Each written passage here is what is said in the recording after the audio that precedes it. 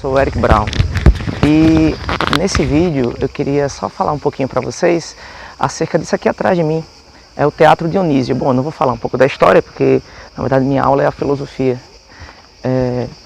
Eu tenho a intenção de mostrar para vocês o seguinte, que o teatro grego era um lugar onde mostrava muitas obras de grandes poetas, grandes literatos gregos, né? Aqui esse teatro chama-se Teatro Dionísio. E o teatro grego também tinha uma função pedagógica, certo? Os mitos tinham função pedagógica, né? As pessoas, mito é uma forma de narrativa em que as pessoas acreditavam tal qual uma religião. Então eles eram passados de muitas formas, através dos poetas, através dos rapsodos e também através do teatro.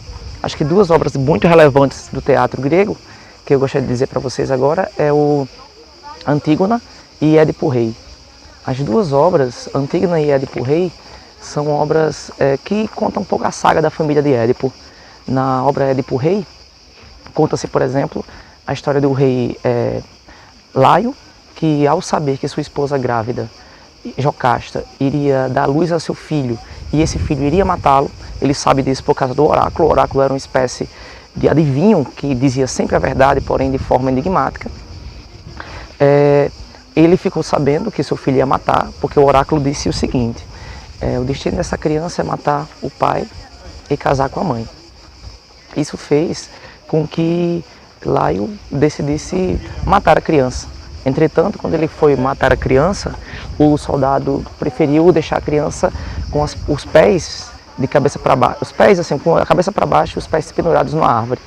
E ele foi encontrado então por um casal de camponeses que levou até o rei Políbio, que era o rei de uma cidade próxima, e ele foi criado então como Édipo, que significa pés inchados.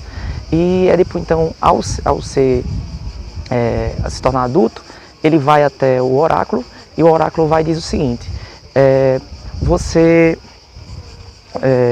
o seu destino é matar seu pai e casar com a mãe. Pensando que seu pai Políbio não merecia tal morte, Édipo foge. Quando Édipo foge, entretanto, Édipo foge para onde? Para Tebas, cidade justamente onde o pai, Laio dele, né, era rei. Chegando em Tebas, ele se depara com a carruagem, e dentro da carruagem ele não sabia, tinha Laio. Entra em conflito, ele mata Laio junto com os seus soldados e entra na cidade.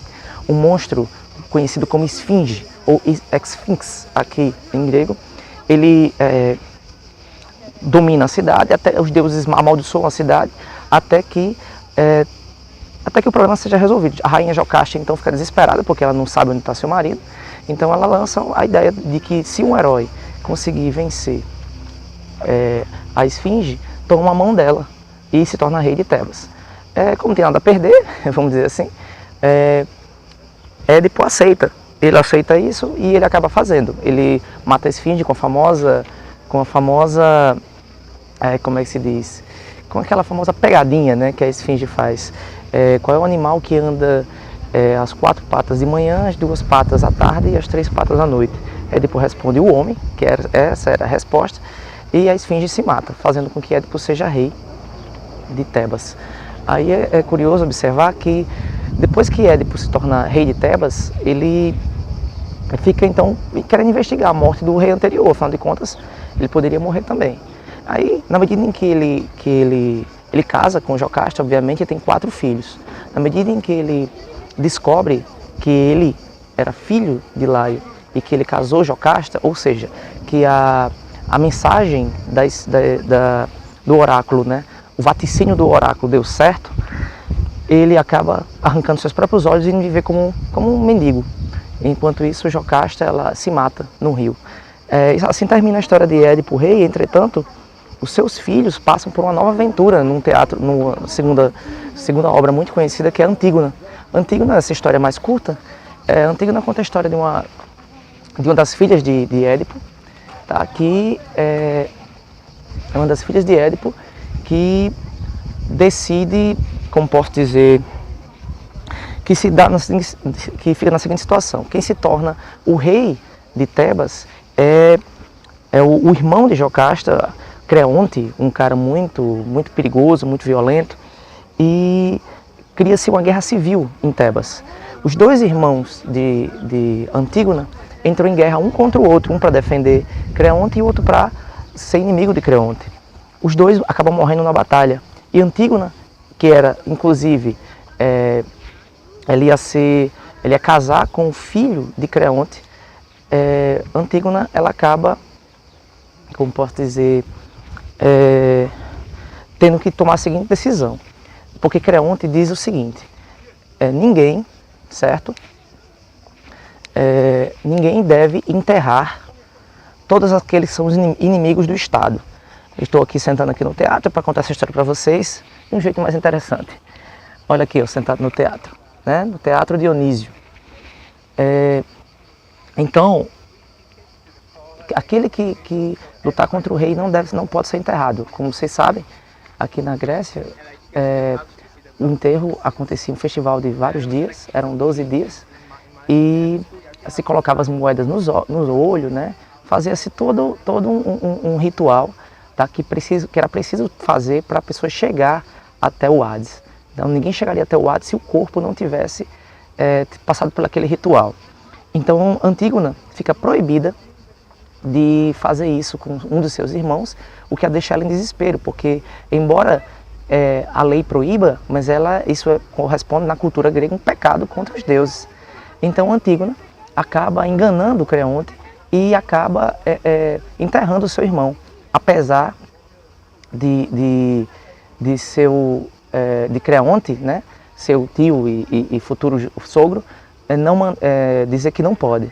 Aí ela enterra o homem, enterra seu irmão, e Creonte então é obrigada a mandar matá-la. Afinal de contas, ela descumpriu a lei. Então a princesa Antígona acaba morrendo, né? O filho de Creonte acaba se matando pelo amor que nutria por Antígona, e a esposa de Creonte acaba se matando também pelo filho morto. Isso é curioso. Então é interessante observar que são tragédias, né? Quem vai se inspirar muito nessas tragédias é William Shakespeare. Então as tragédias gregas, isso não era apenas tragédias que se contava aqui também tínhamos, né? Imagina que esse teatro também tínhamos comédias de problemas técnicos, o vídeo que eu falei sobre o teatro grego. O teatro grego, então, ele tem a função pedagógica, como eu havia dito, né? Eu contei a história de Édipo Rei e de Antígona. E qual lição moral se recebia de Édipo Rei e de Antígona? Primeiro, Édipo, né? A ideia que se passava é que você não pode contrariar as vontades dos deuses, porque quando eles tentaram contrariar a vontade dos deuses, o que aconteceu? Tanto Laio quanto Édipo tiveram justamente o destino que eles procuraram fugir, não é isso? Édipo, de verdade, matou o pai, casou com a mãe, e Laio foi morto pelo filho. E é curioso observar que no caso de Antígona, é uma das primeiras obras que a gente pode até dizer que é de cunho feminista. Isso é interessante observar, porque na antiguidade, né, as mulheres não eram muito protagonistas. E aí nós tivemos um caso clássico de protagonismo feminino. Então é curioso a gente observar como na Grécia Antiga tinha todo tipo de história.